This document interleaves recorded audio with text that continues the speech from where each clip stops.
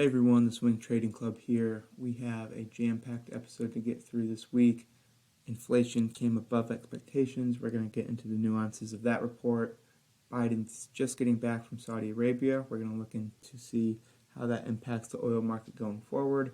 Also, we're going to be looking at emerging markets and take a little quick deep dive on Sri Lanka and see what the potential domino effects might be regarding that conflict. So stick with us and let's jump in. So first topic I want to dive into here is the White House briefing, just this little tear sheet that they put out the other day. But again, it essentially outlines what Biden's kind of mission of actually going to Saudi Arabia was for. And counter to the, more mainstream narrative, there's actually a lot that went into his visit. It wasn't just about oil. If you look, there's all these different topics that him and various leaders met about. Now you do have oil here, I highlighted it. And what this is going to look like is essentially Saudi Arabia is committed to, quote unquote committed to, the support of the global oil markets. Now, there's a lot of kind of nuance here, and just because it's printed in the White House sort of tear sheet doesn't mean it's actually going to be, impacting the market in a positive way. So we really got to be mindful of this. And I do want to show you just an interesting take from CNBC, and this was actually released at the end of June, so it's a little dated, but it's still an interesting article nonetheless. The main topic is that OPEC does have a meeting coming August 3rd. They have these meetings every month or so, and they kind of discussed what they're going to be doing with production, etc., right? So again, flipping back over to this fact sheet, Biden's whole goal was, hey, the oil market needs additional supply to help bring down prices. What can you guys do? How can you help us out, etc., right? I'm sure the conversation was a bit more detailed than that, but that's kind of the high level of it. Now, flipping back over to CNBC, we're going to see exactly what happened in that conversation come August 3rd.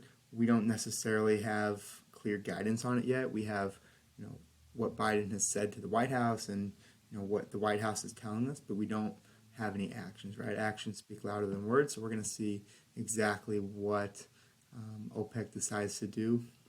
Now, I did want to kind of highlight one thing in this report, which is kind of interesting.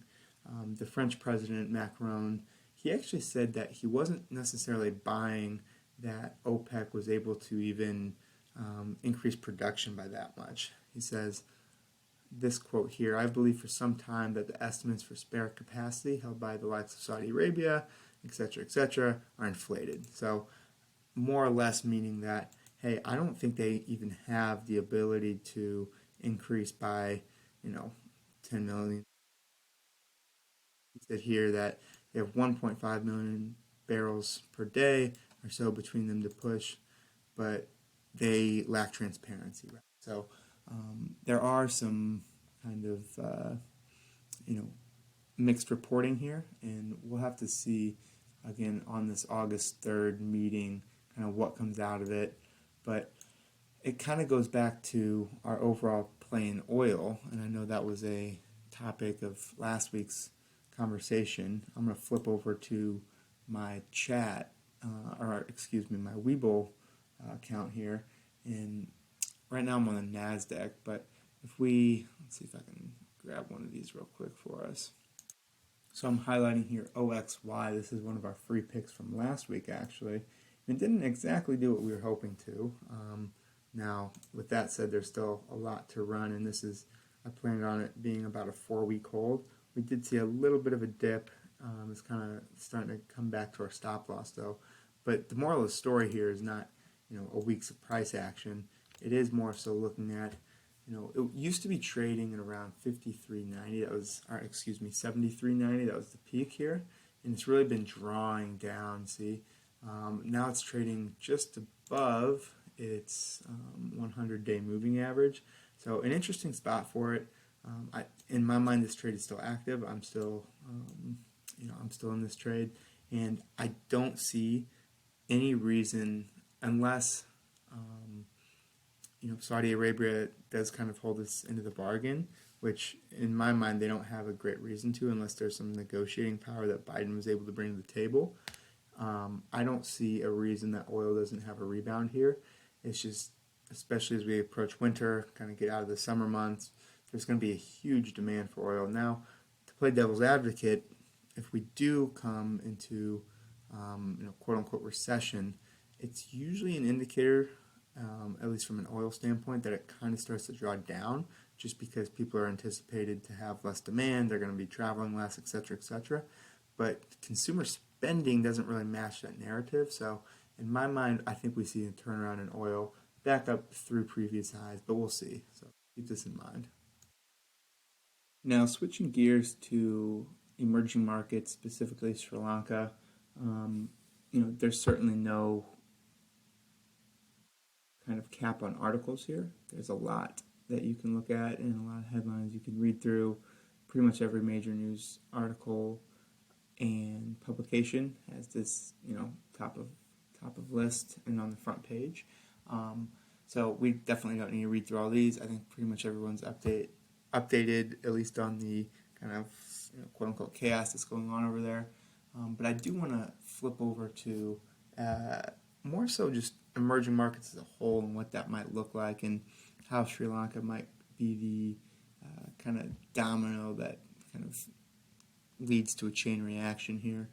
And just from, obviously because we try to look at everything from a financial lens over here, it is important in my mind to kind of look at what increasing rates in the U.S. do to these emerging markets, right? So taking a step back, as we all know, the U.S. Treasuries have been going up. That's just because inflation, so investors need more yield for their bonds. It's a little bit more nuanced than that, but we've explained that in the past, and happy to kind of go through that if anybody does have any additional questions.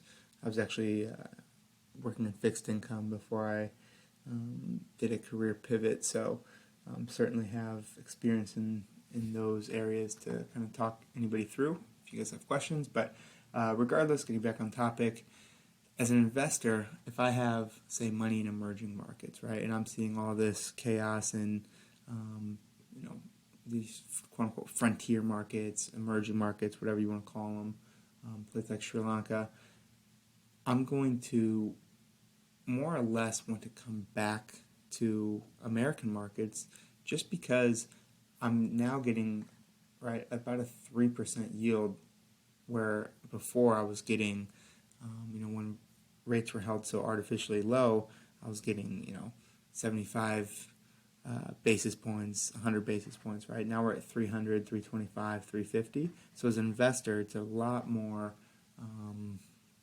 I get drawn into a lot more returns in the U.S. than I do in emerging markets. Now, I'm not saying emerging markets don't have great returns, but in fixed income, and in equities as well, with the greater the return, the greater the risk. So you have emerging markets that are kind of starting to dry up. Now, there's a lot of headlines around this, and we'll probably get into some of them, but just kind of think through what that looks like from an investor standpoint and kind of how these movements are more or less inversely correlated.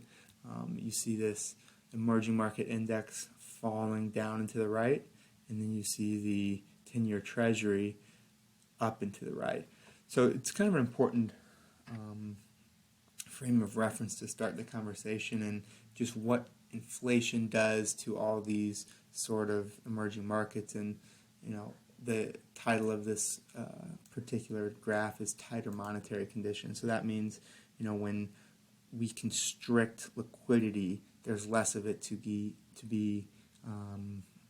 outbound into these emerging markets, and investors seek a return for their capital. And in this case, they're kind of going back to the U.S. Treasury. So moving down just a little bit, because this is actually a really good report, and I'll put it in the show notes for you guys to all read. But this is a graphic just depicting how inflation actually hits emerging markets differently, right? A lot of emerging markets, you can kind of think of them as an emerging tech company or an emerging, new sort of pharmaceutical company. If I'm a company with, say, just for around simplicity purposes, $100 million, right? And I have all these research and development, projects in the pipeline, and I want to, have this 5-year plan of really doing well for my company. I need to fund those projects somehow, right? And now the $100 million I have in the bank, a lot of that's going to expenses, a lot of that's going to, other overhead expenses, and I need to borrow money to help pay for these improvements over the long term, right? And a lot of investors are happy to pay that money because then, of course, they try to get a return. But what happens is when the cost of borrowing begins to increase, right, we're going to start seeing those programs get rolled back, and a company that says, could have, say, invested at, 5% now has to invest at 10%. There's a big spread there that it's very tough for a lot of these emerging markets, emerging companies, whatever you want to call them, to kind of jump over that hurdle, right? So that's kind of the dynamic there. So when you see somebody like India, where energy is a percent of CPI, food is a percent of CPI, you just see the massive, percentages here that you wouldn't see in a place like the United States, just because we are more developed. And so it's an interesting little chart that I thought would bode well for this conversation. Kind of same thing here. I won't spend too much time harping on this, but inflation really does play a huge role in emerging markets, and monetary policy. As much as we hate gas increasing by $2, which is from the last 4 years about 100% increase. A lot of these emerging markets are feeling the pain a lot more severe than we are. So just something to keep in mind. I'm going to flip over to Sri Lanka specifically and look at their inflation rate, which is, according to this report, 57.4%. Right, we just had a print of 9.1, so it's a stark difference there, and that really impacts the people from a food standpoint, from a travel standpoint. Everything is 57.4% more expensive. It's a very unfortunate situation that this country has found itself in. So trying to understand these and put this into our investment thesis for something like emerging markets, right? I'm sure a lot of you guys have 401ks. A lot of those plans have the ability to invest into emerging markets, right? So this is something that you can kind of have a frame of reference for, okay, over the next 5 years, with rates rising, inflation at 30, 40-year highs, does it make sense to put money in that right now? Maybe it does, maybe it doesn't, right, depending on your time horizon. So, again, I won't spend too much time on this, but what I meant when I sort of primed this topic was that it's not only going to be Sri Lanka, right? We have Albania, Argentina, Kenya, Ghana, right? There's a lot of these protests and issues that are breaking out across the globe, right? And so this report said 54.6. I think the last one was 57.4, right? So it's a lot of these countries don't have these huge Bureau of Labor Statistics divisions like we do in our government to track these on a daily, monthly, quarterly, etc. basis. So there's a lot of ambiguity behind the numbers. Regardless, though, inflation, crazy. Interest rates 15.5, right? Remember what we were saying in regards to R&D projects for the next 5-10 years. Say I can borrow at 5%. Hey, now your rate just went to 15%, and this is just their baseline. This isn't plus prime or plus whatever you want to call it, right? So there's a lot of issues with these rising rates, and it impacts a ton of people. And so as investors, let's try to keep this in our mind and think through what this looks like going forward. Just kind of running through headlines here. Not only is it, I'm don't you love the ads? Not only is it just inflation in oil, but also food prices, obviously, fuel protests. So this is happening in the developing world as well. This was a report from June 9th, so a little dated, but still, just try to keep this top of mind, guys, because it really does have an important part to play in overall globalization and how we think through more of our international trades, especially like our ETFs and our 401ks, right? So I do want to talk through this one real quick. But this is countries with the highest default risk in 2022. Nice little chart, whoever put this together. I think this is Geo News. I'm not too familiar with their publication, but regardless, take all these numbers with a grain of salt. I'm not sure if, how accurate they are. They do say source is Bloomberg, so, maybe it's a little accurate. But what this is essentially walking us through is the sovereign debt vulnerability ranking. Now, this is kind of one of those, lists that they put together. It says, okay, who has the highest risk of default? El Salvador, that's kind of probably more of a Bitcoin play, but Ghana, Tunisia, Pakistan, Egypt, Kenya, Argentina, Ukraine, and it's saying of these countries, which have the highest risk of defaulting on their debt. So say I'm a country, I owe, for rounding purposes, I owe $100 billion. If I can't pay that money back, I default. Okay, so there's a lot of reasons I default. Maybe my country's at war. Maybe I don't have any reserve. Maybe in the case of El Salvador, I went and bought a bunch of Bitcoin, and now Bitcoin went from 65 to 20,000. So there's a lot of reasons for this, right? Now you can see that play out in the government yield, right? 31.8%. So investors are acquiring a 31.8% return to invest in these markets, again, because it's just so risky. If you're an investor and you put $100,000 to play in El Salvador, you need to be rewarded mightily for that risk, right? Because if you put 100,000 in the U.S., in the U.S. bonds, you might only get 3% for a 30-year fixed rate there. So that's kind of how these play, and then they put a few other sort of little tidbits of information here.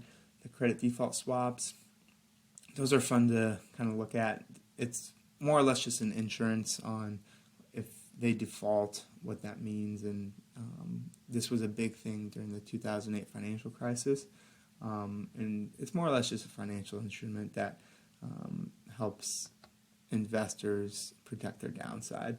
It starts to get tricky when you do a bunch of derivatives like a credit default swap on a credit default swap, layered on top of each other, and you start getting all these weird tranches. But more or less, they're just kind of think of them as insurance. So jumping to the week ahead, let's take a look at earnings. We have a earnings season kickoff here. Goldman, Bank of America, Charles Schwab, which usually sets the tone for more or less the rest of Q2, Q3, as we're approaching, obviously. I wanted to read off this headline, earnings season off to a slow start. This is kind of what I'm anticipating as well, especially with more or less just inflated earnings from the previous year, right? Now I know a lot of these, more retail traders, especially hedge fund guys, are going to be looking more so at, quarter over quarter and kind of see where we're at. But if you think about coming off 2020 and then going to 2021, the huge uptick in growth there, right? Just because at 2020, literally nothing was happening. So you have a lot of these companies that had just immense growth. And now you're going from 2021 to 2022, again, from a year-over-year perspective, it's going to be less, right? So I think a lot of these companies are going to have pretty crappy earnings. Now, not to say that a lot of these companies are very smart, so they're going to kind of show it in a more bearable light, per se, but it's not necessarily going to be the best for a lot of these companies, in my opinion. Now, the other problem here is that the dollar is just so freaking strong right now. This is a article from Marketplace, and just kind of thinking through if you are a investor, not an investor, but a company that does business overseas, and then you have to convert that currency back to dollars and pay taxes on it, etc., etc.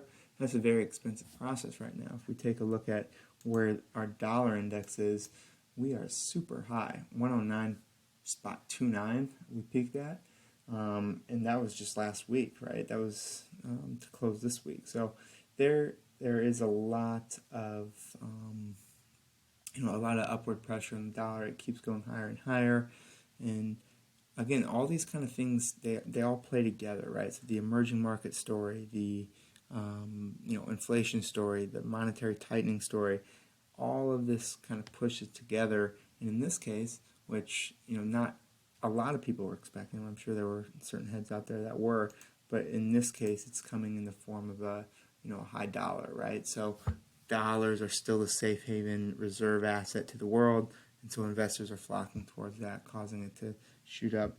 And on the other side of the coin is just that you've seen all these other currencies like Sri Lanka, some of the other items that we talked about, especially with Ukraine and Russia going on, that a lot of these other currencies just have huge default risk, right? So it's a risk rating it's a re-rating, of really the entire global monetary system. So we'll see what comes of it, but it's definitely something to keep on your radar as we approach earnings season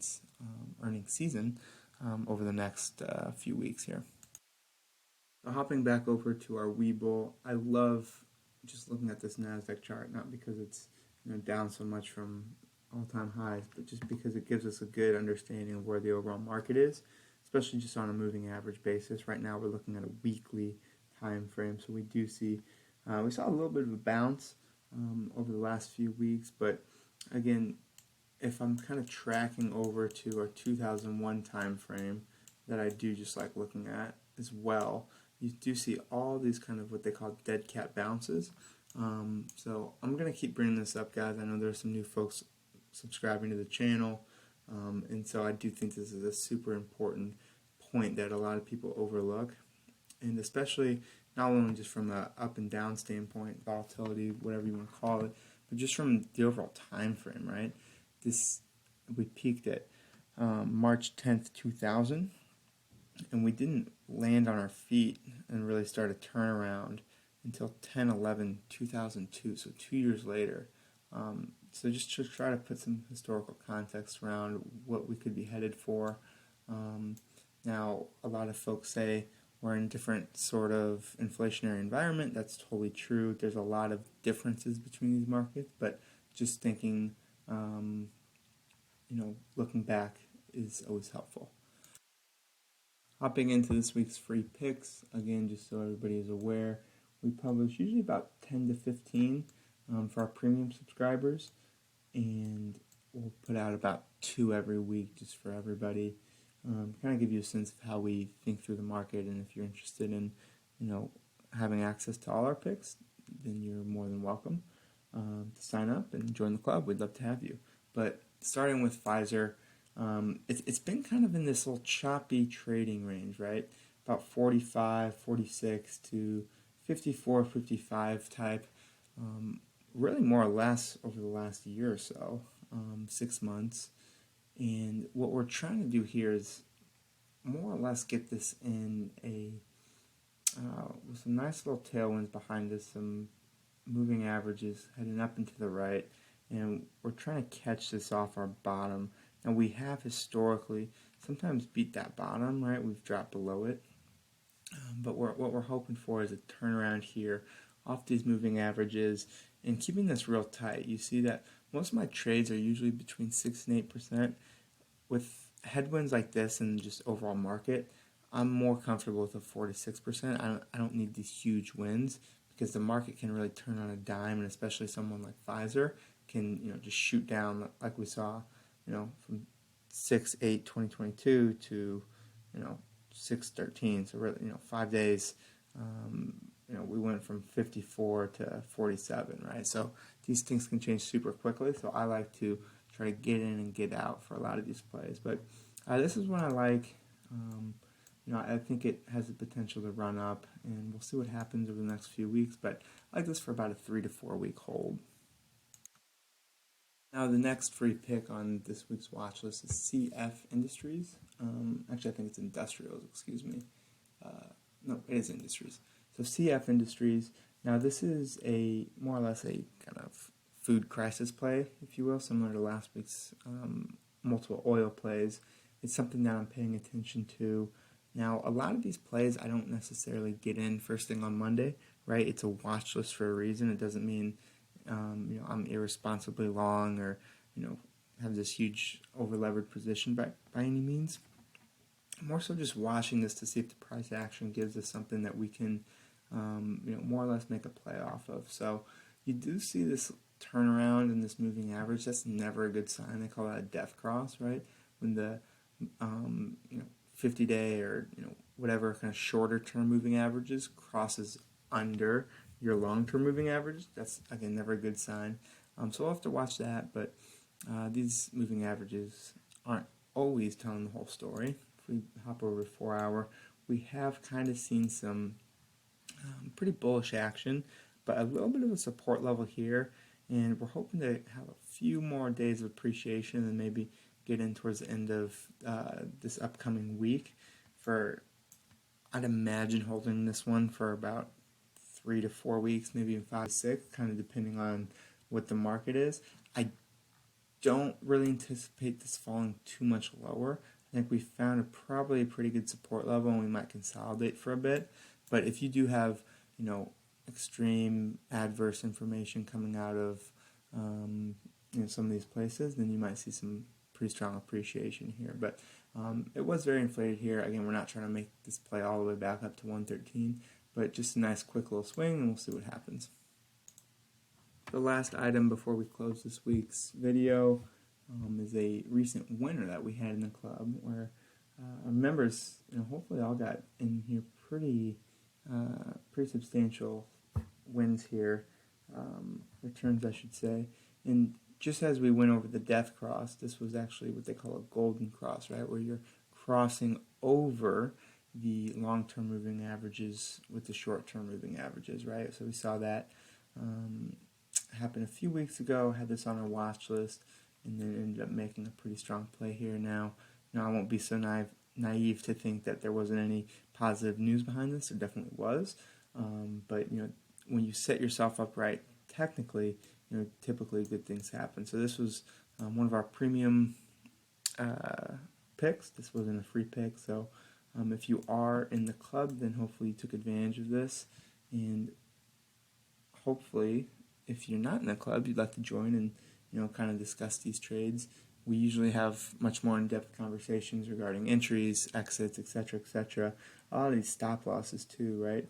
I have it, for the static when I put it out, it's at 560 or 5.6, but further on in the week it might change. We might change it to a trailing stop loss, etc., So there's a lot of nuance with these trades that you're not getting just by being a kind of casual onlooker. And if you are interested in joining, we would love to have you. And I'm sure that you could also add a lot to the conversation. So thank you. And we'll flip back over to my favorite homepage ever, the Swing Trading Club. Definitely feel free to see our work. Hop into our blog. We publish a lot every week, guys. We're trying to put stuff on here for you. You can take a look at last week's article, last week's market updates. Again, all our articles are posted here, our weekly watch lists. You can join the community here, look at our recent winners. We have all of these archived for you, so if you ever do miss one, definitely go here. And then we have a pretty cool little feature where it always goes to this week's picks. So last week it was OXY and MPC, so if, say you went and looked at a article from 3 months ago, you're still going to see this week's picks. That's just because we want to keep everything fresh for you guys and not a bunch of stale material. So thanks a lot, and hope to see you guys on the inside.